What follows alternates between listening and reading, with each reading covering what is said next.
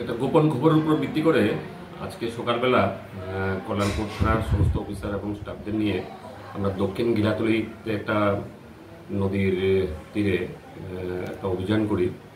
ওখানে কিছু গাঁজার নার্সারি করা হয়েছিল। তো আমরা গিয়ে যথারীতি নার্সারিগুলির হদিশ পাই এবং সেই নার্সারিগুলি আমরা ধ্বংস করি।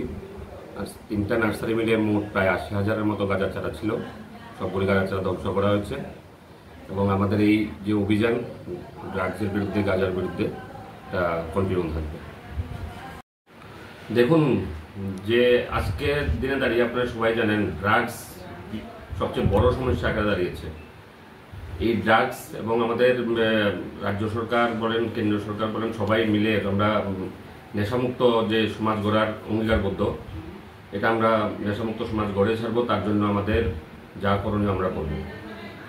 আপনাদের মাধ্যমে সবাইকে জানাতে চাই, এই নেশামুক্ত সমাজ গড়তে গিয়ে আমি আপামর জনসাধারণ, ছাত্র, যুবক যারাই আছেন তারা সবাই নিশ্চয়ই যাতে এগিয়ে আসেন, প্রশাসনকে সহযোগিতা করেন এবং সবাই মিলে আমরা নেশামুক্ত সমাজ গড়ব, এটাই আমার।